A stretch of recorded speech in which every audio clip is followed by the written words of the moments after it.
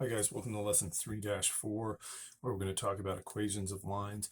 In this lesson, we're going to take information, maybe a point and a slope, or a slope and a y-intercept, or perhaps just 2 points, and we're going to use that information to write equations of lines. Let's take a look at our new vocabulary, which may not be that new. Hopefully you remember this from Algebra 1.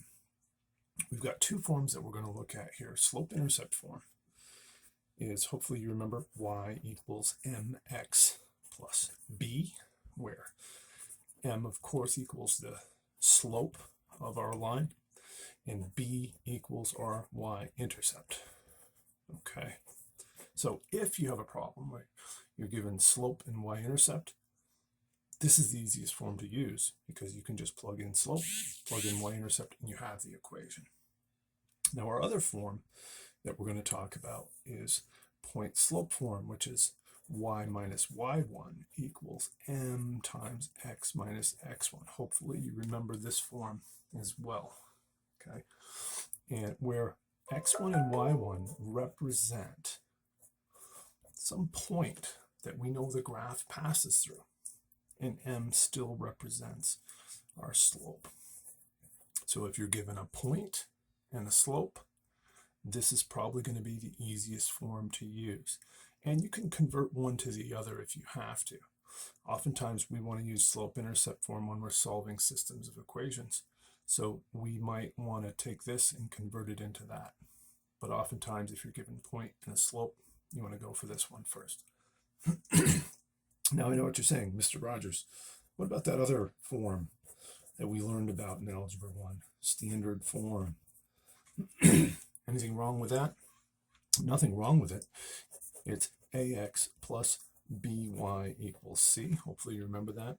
This is also a great form for solving systems of equations, especially using elimination. So it's very, very handy, very good for that.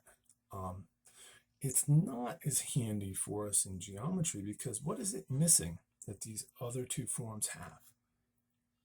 That's right, there's no immediate and obvious way to recognize the slope in standard form. So for that reason, when we're dealing with lines in geometry, we're less likely to use standard form.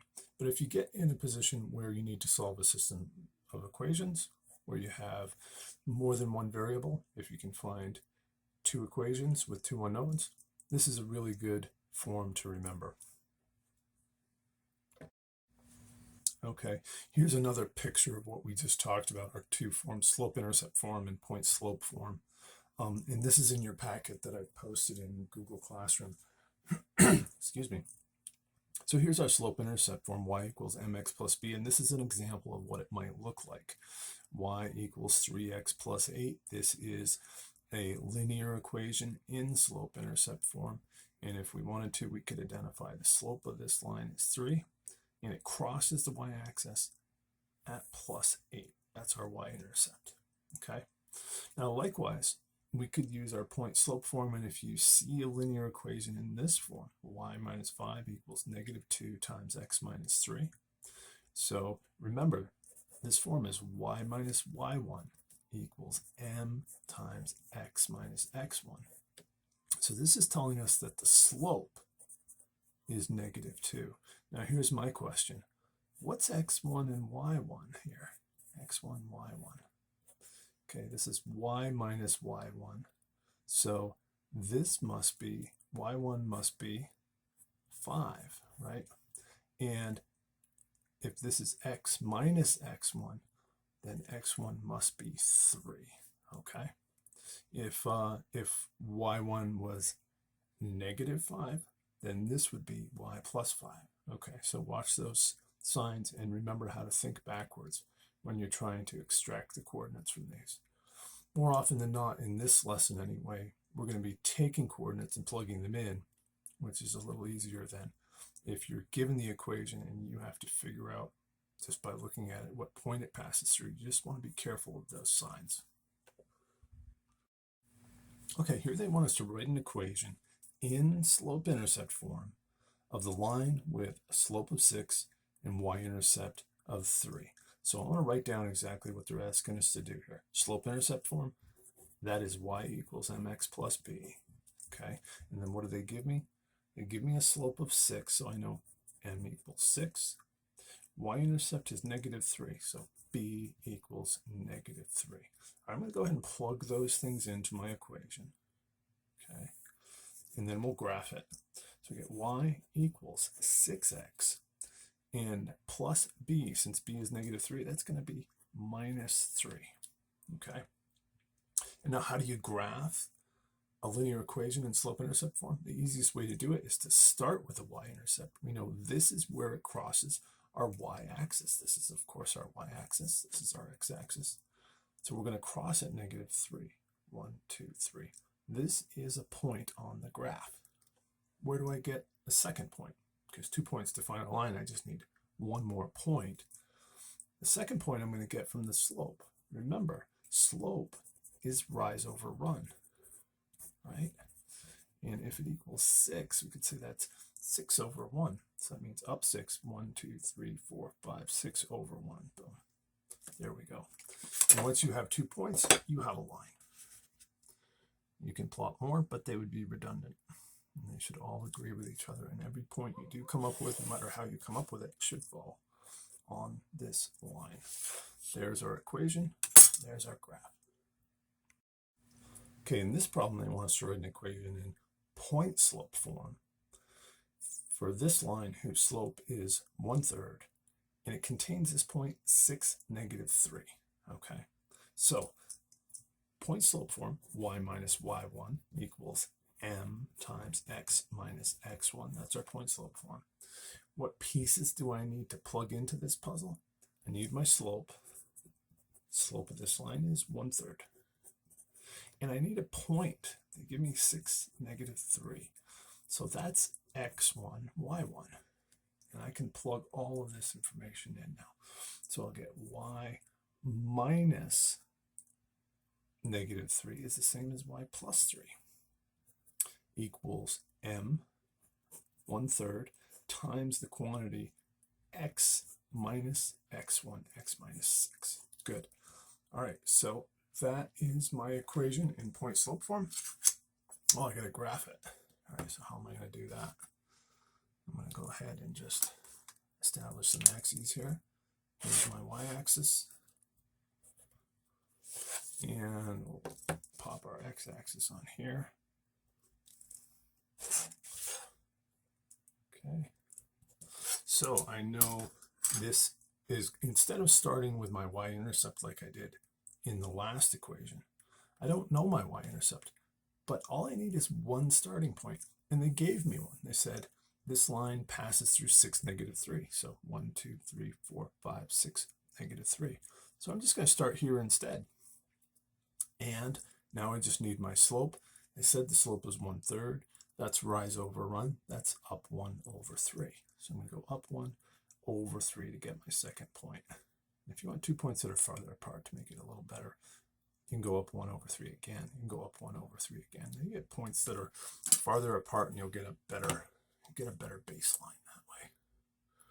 So I can connect those, and that is the graph of my line. Y plus 3 equals 1/3 times the quantity x minus 6. Okay, in this problem, they want us to write an equation in slope-intercept form for a line containing 4, 9 and -2, 0. Oh no, we don't know how to do this one. It's not slope-intercept or point slope because they didn't give us the slope. So what do we do here? If we don't know the slope, can we do this? Can we find the slope? Well, hopefully you remember we can call this x1, y1, and this x2, y2, and we can find the slope that way. Our slope formula says that slope will equal y2 minus y1. Remember, that's rise over x2 minus x1. That is run, or delta y over delta x. So let's plug in what we've got. Y2 is 0 minus y1 is 9 all over x2, which is -2, minus 4. Okay, and when we clean this up, we get -9 over negative 2 minus 4 is negative 6. So this is going to turn out, this is going to simplify to positive 3 halves. Okay, when you divide a negative by a negative, you get a positive. So our slope is 3 halves. Okay, yeah, you can't really go anywhere without that slope, so you've got to find that first. Once we have it, notice I already have a point labeled x1, y1. And so maybe we want to just go ahead and plug that in, and we'll say y minus y1 equals m times x minus x1.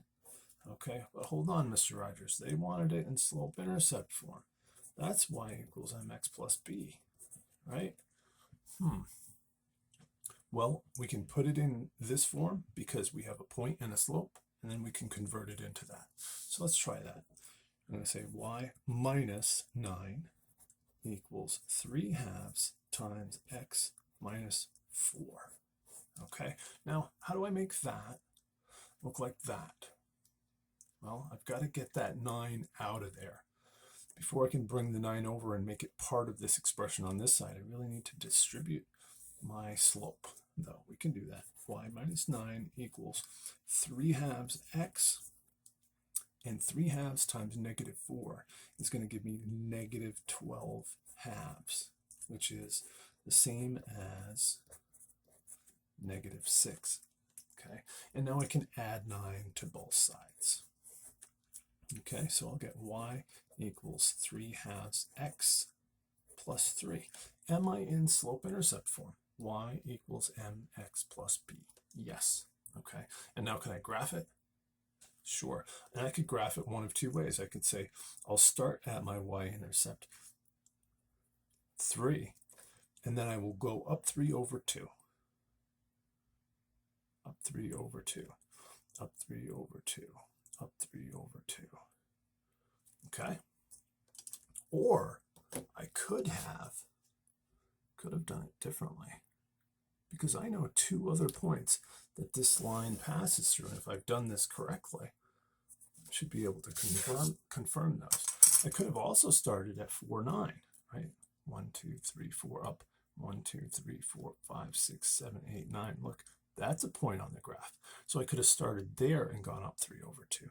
Or I also know it passes through negative 2, 0. Negative 2, 0. So I could have started here as well and gone up 3 over 2. Either way, you'll get the same answer. So if you're asked to put it in slope-intercept form, but you're given 2 points, probably the easiest way to do it is to plug it into your point-slope form, and convert it. And that would be your final answer, and that is your graph. All right, here's another example that's similar to our last problem. They want us to write an equation in slope-intercept form. So that is y equals mx plus b. But they give us 2 points, and they don't give us a slope. So shall we call this x1, y1, and this x2, y2? And we know how to find our slope given 2 points. We can say our slope is y2 minus y1 over x2 minus x1, right? And in this particular case, that'll give us 3 minus negative 7 over negative 1 minus negative 3. And I encourage you to write out those signs and take it a step at a time so that you don't end up with a sign error. Now I can think about this. 3 minus negative 7 is the same as 3 plus 7. That's going to give me 10. And negative 1 minus negative 3 is the same as negative 1 plus 3, which is going to give me 2. So this is a slope of 5, okay? And sometimes it's handy to think of these as slope of 5 over 1. All right, now that we've got our slope, what are we going to do? Okay, now, since we've got these 2 points and neither one of them is the y-intercept, there is a little shortcut.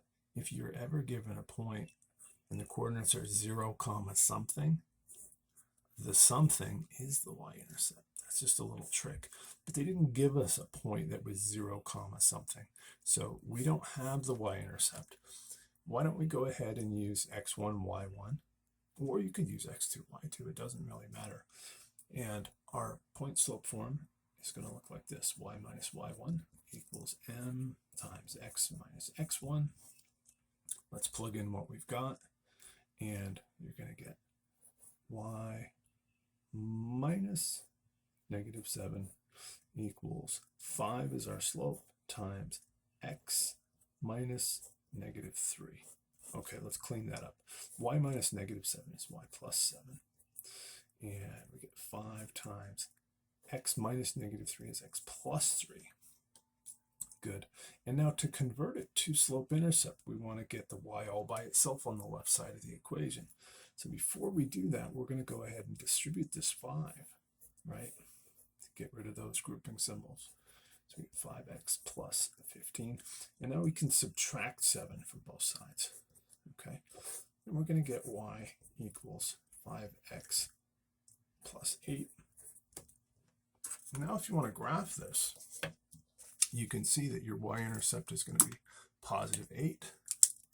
So I'm going to make our graph start down low here. So we got room to go all the way up to +8. I'll start down here. Well, actually, we might want to put those points on as well. So let's see, 1, 2, 3, 4, 5, 6, 7, 8. I'll start right about here. So we got room for all the points. All right. So there's our x-axis. There's our y-axis. Let's go ahead and plot our y-intercept. Our y-intercept is +8. 1, 2, 3, 4, 5, 6, 7, 8. So that's going to be right there. And our slope is 5, which I noted earlier is sometimes easier when you're graphing to think of it as 5 over 1, because that means I go up 5 over 1. Oh, I've run out of room on my graph. So I could also go down 5, back 1. It's the same slope. 1, 2, 3, 4, 5, back 1. And if you're not sure, a positive slope should be going up as you go from left to right. So this looks like it's going to work. Let's go ahead and graph this and see if our other points hit as well. They better, otherwise we've made a mistake. Let's see what we got here. Okay, so is this point included in our graph? -3, 1, 2, 1, 2, 3, down 7, 1, 2, 3, 4, 5, 6, 7. Bingo. That's on our graph. And how about -1, +3? -1, +3 is also on our graph. Look at that. Excellent. All right, guys, another problem here that may look similar to what we've already done, but there's a shortcut here that I alluded to earlier. They want this in slope-intercept form, which is y equals mx plus b. Okay, and we're going to find m by calling this x1, y1, and this x2, y2. Okay, so our m is going to be y2 minus y1 over x2 minus x1. And we're going to plug in what we've got. So I've got -2 minus -2. Okay, and on the bottom I have x2 is 0 minus 5. Okay, so -2 minus -2 is the same as -2 plus 2, which is going to be 0 over 5. So this has a slope of 0. Okay, so this is a little weird. What's going on here? I happen to know my y-intercept here. I happen to know that b equals -2. The reason is they gave me a point at 0, -2. If we put that on our graph, you'll see what that means. Okay. There's our y-axis, and I'll just drop our x-axis here, right about here. And if I plot this point, 0, -2, you will see that it is the y-intercept, okay? So if you're given a coordinate where the x-coordinate is 0, you know you have the y-intercept, because by definition, the y-intercept is where your line crosses the y-axis, and your y-axis happens at x equals 0. Okay, but what do we do with this slope of 0? What does that mean? Well, let's just plug it into our y equals mxb, and we'll see what happens. Y equals 0 times x plus b, which is -2. Okay, and 0 times x is 0, so y equals -2. So this is actually the equation of the line that we're talking about. And yes, believe it or not, it is in slope-intercept form. It just so happens that the slope is 0, so the mx term disappears.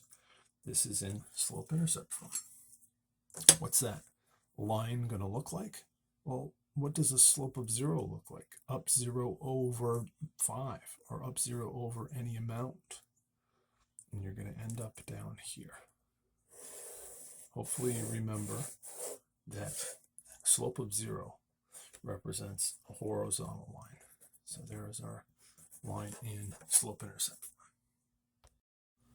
Okay, so here's a quick review of our horizontal and vertical lines and what their equations are going to look like. So if we've got a horizontal line, that equation is going to be in the form y equals b, where b is the y-intercept. So for instance, here's a horizontal line, y equals -3, and of course -3 is the y-intercept. And a vertical line is going to be in the form of x equals a, where a is the x-intercept of the line. We don't spend quite as much time talking about x-intercepts as we do y-intercepts when we're dealing with linear equations, but wherever that line is going to cross the x-axis, there is your x equals a, x equals -2, okay? And that has a slope that is undefined, okay? But that is going to be how you should think about horizontal and vertical lines. All right, one last problem to really get you guys thinking about everything that we've talked about so far in this chapter. I want us to write an equation in slope-intercept form. Of course, that's y equals mx plus b, right?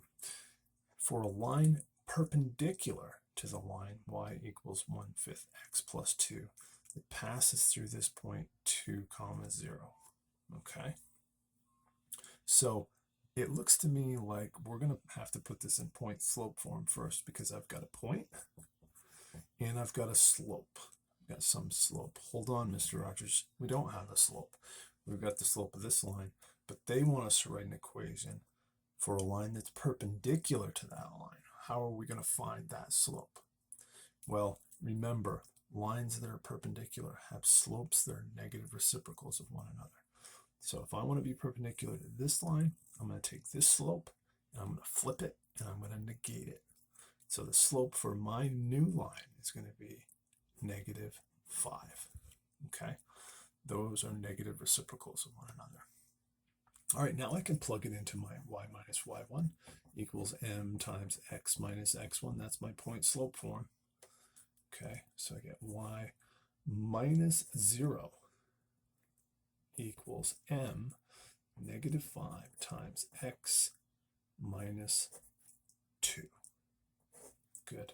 All right, how do I turn this into slope-intercept form? Y equals mx plus b. Well, the y minus 0 just takes care of itself. We get y equals. So then we've got to distribute our -5, so we get y equals -5x, and -5 times -2 gives me +10. Good. So now that's all in slope-intercept form, y equals mx plus b. Okay, and we can go ahead and graph that and just see if this makes sense. I want to compare it to our other line as well, so we can confirm that we did in fact come up with a perpendicular line. That +10, I'm going to give myself some space here. 1, 2, 3, 4, 5, 6. Yeah, I'll be way down here. This will be good. Okay, here's my x-axis. And let's go ahead and plot our y-intercept is +10. 1, 2, 3, 4, 5, 6, 7, 8, 9, 10. Did I get that right? 1, 2, 3. Yep. And our slope is -5. Rise over run. That means down 5 over 1. So down 1, 2, 3, 4, 5 over 1 to get my next point on my line. All right. So this is our perpendicular line. And it should pass through this point 2, 0. Hey, look at that. Wow, we did good. Is it perpendicular to our original line, however. Let's go ahead and plot that line as well. So y equals 1/5 x plus 2. The y-intercept there is plus 2. It's going to go through here. And it's going to have a slope of 1/5. So that means up 1 over 5. Up 1 over 1, 2, 3, 4, 5. So it should pass through that point. If I do this, hold your breath. Drum roll, please. Am I going to get a line that is perpendicular? Looks pretty good. Okay. If you want, you can drop your protractor on there, and you're going to find that you're, wow, super close to 90. All right. Guys, I hope you found that helpful, and I want to thank you for watching. Hopefully, with a little practice, you will start to feel expert at slope-intercept form and point slope form, and when to use which one. And I look forward to helping you guys out with some classwork problems on these.